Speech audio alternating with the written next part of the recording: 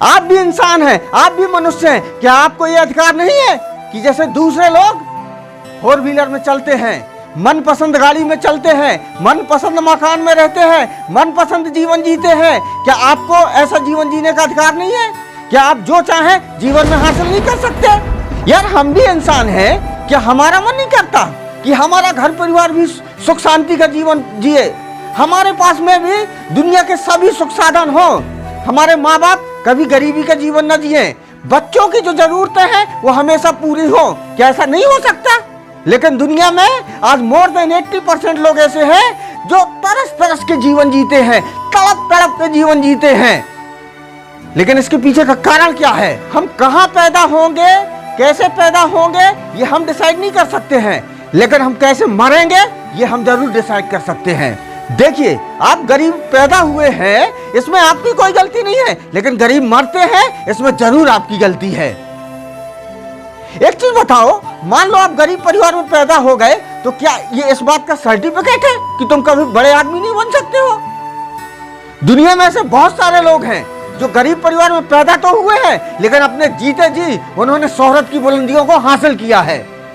अच्छा एक चीज बताइए, 2 लोग एक ही परिस्थिति में पैदा हुए हैं, दोनों गरीब परिवार में पैदा हुए हैं, लेकिन उनमें से एक व्यक्ति शोहरत की बुलंदियों को छूता है, जीवन में जो चाहिए सब कुछ हासिल करता है, और एक व्यक्ति केवल ये बहाना ओढ़ के रह जाता है, यार मैं तो गरीब हूं, मैं तो कुछ नहीं कर सकता, मेरे आसपास का एटमॉस्फेयर ऐसा है, मेरे को कोई कोऑपरेट नहीं करता है। और वहीं दूसरा आदमी वो भी उसी गरीबी में पैदा हुआ लेकिन वो शोहरत की बुलंदियों को पहुंचता है, उसको दुनिया में जो चाहिए सब कुछ हासिल करता है। दोनों के पीछे वास्तविक कारण क्या हो सकता है? कभी इसकी ओर आपने देखा है? क्या है, जब हम गरीब परिवार में होते हैं तो जो हमारी सराउंडिंग है वो भी गरीब होती है और नेगेटिव मेंटेलिटी की होती है। देखिए, वो गरीब है इसलिए नेगेटिव मेंटेलिटी की नहीं है, वो चूंकि नेगेटिव मेंटेलिटी की है इसलिए गरीब है। अब जब वो नेगेटिव मेंटेलिटी की है तो हमसे भी जो उनके बात संवाद रहते हैं ना वो भी वही रहते हैं। कैसे कि यार अपनी तो कोई औकात है नहीं, अपन छोटे लोग हैं, छोटा सोचो, छोटी जिंदगी जियो, यार ऐसा करो, उतना ही पैर पसारो जितना चद्दर हो, या जितना चद्दर हो उतना ही पैर पसारो, चद्दर के बाहर पैर नहीं पसारना। और जो दूसरा आदमी है संयोगवश वो ऐसी फ्रेंड सर्कल में पड़ जाता है जहां उसको ये कोई कहने वाला नहीं होता कि यार उतना ही पैर पसारो जितना चद्दर हो। वो क्या कहता है, तुम मनुष्य हो, मनुष्य जो चाहे वो जीवन में कर सकता है। तो क्या हुआ, दोनों का बिलीफ सिस्टम जीवन में डिफरेंट डिफरेंट बना, जबकि दोनों जो है पैदा एक ही एटमॉस्फेयर में हुए। दोनों जब पैदा हुए थे तो उनका वातावरण सेम था, दोनों ही गरीब परिवार में पैदा हुए, लेकिन दोनों की परवरिश में क्या है, चेंज आ गया।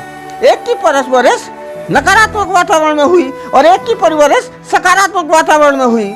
तो जिसकी सकारात्मक वातावरण में हुई तो वो ग्रोथ कर जाता है, जबकि कायदे से जब दोनों गरीब परिस्थिति में हुए तो दोनों का जीवन एक सा होना चाहिए, लेकिन दोनों का एक सा नहीं होता।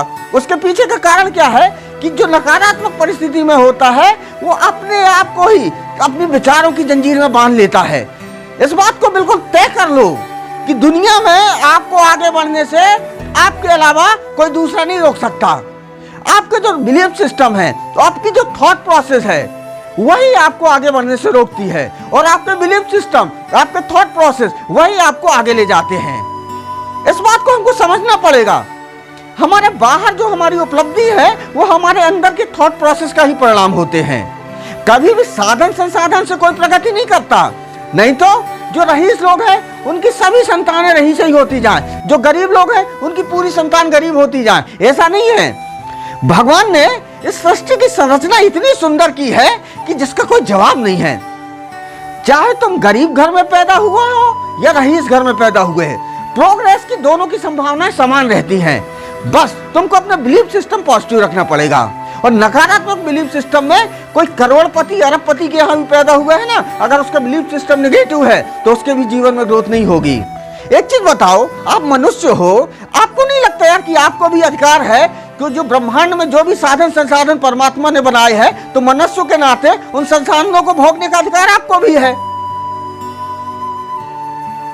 और आप नहीं भोग पाते, इसके पीछे का कारण भी सिर्फ आप हो, कोई दूसरा नहीं हो सकता है।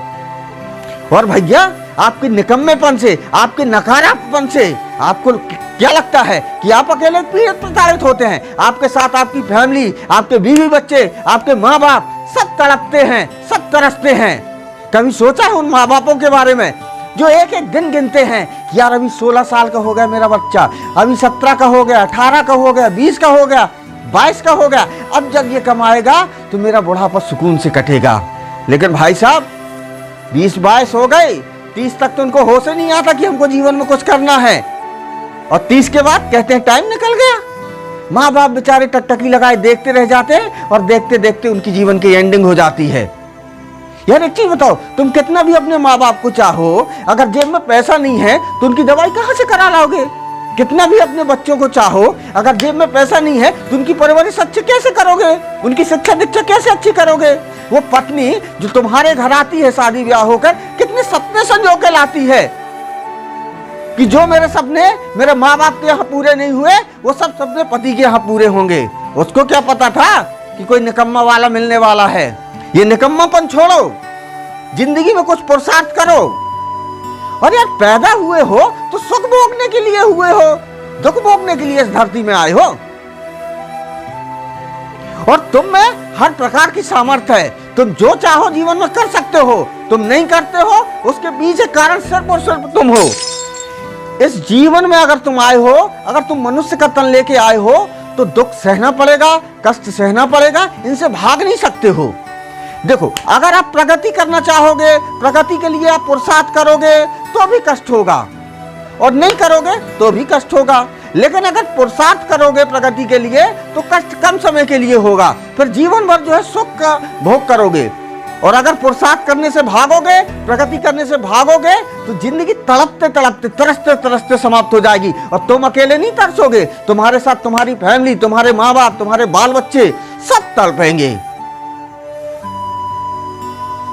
तो मेरा आप लोगों से यही निवेदन है कि अगर मनुष्य का तन लेके आए हो तो कुछ ऐसा चमत्कार करके जाओ यार, कि मरने के बाद भी लोग याद करें। मौत उसी की है जिसका जमाना करे अफसोस, वरना इस दुनिया में आए हैं सभी मरने के लिए। तो क्या हम केवल मरने के लिए आए हैं? कुछ ऐसा करके जाओ कि जब तुम यहां से जाओ तो जमाना आपके जाने का अफसोस करे। इसी आशा और विश्वास के साथ मैं अपनी बात समाप्त करना चाहूंगा। आपने यहां तक मेरे वीडियो को प्रेम पूर्वक देखा, इसके लिए मैं आपका हृदय से आभारी हूं।